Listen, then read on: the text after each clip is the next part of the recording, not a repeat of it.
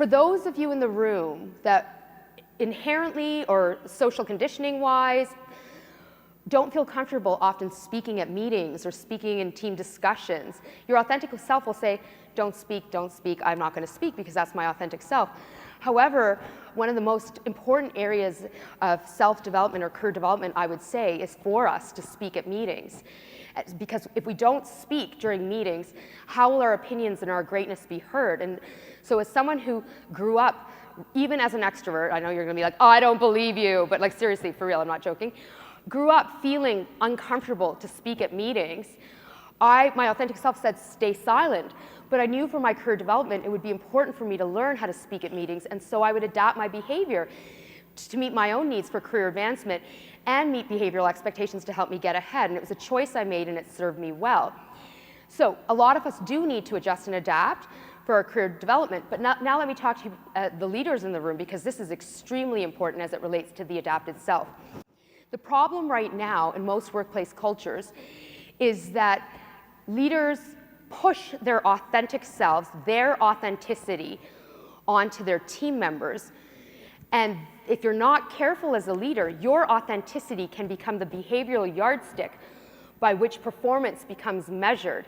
And then everyone else has the choice to adjust and adapt, but most often feels the pressure to perform. So as leaders, rather than constantly pushing our authenticity onto others, we spend more of our time as in the adapted self. So we're adjusting and adapting. Does that make sense? Make some noise. Because that is such an important point. So for example, I favor directness. I'm a really direct communicator, which is very atypical for Indian brown girl and Canadian culture. And so all the time, my team can attest to this, I will, in my team interactions, and my team tends to be more indirect, I'll hear in my head, no, we're not doing that.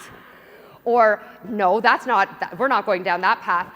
And then I'll say to myself, okay, you can't say it like that. And so because like you want your team to like you and not leave you and be all alone.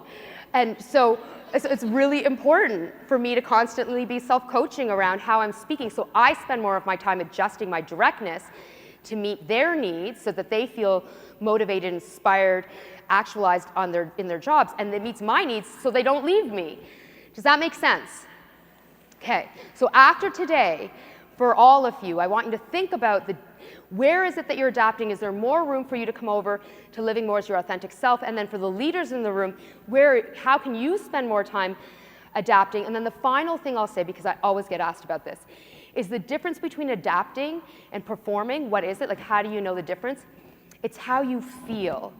Your body will tell you you're performing because you'll feel hot and anxious, and anxiety will hit you in your various body parts. And you'll feel tense, whereas adapting still feels like you're in flow. However, the more we adapt, we can get sucked into the performing self funnel.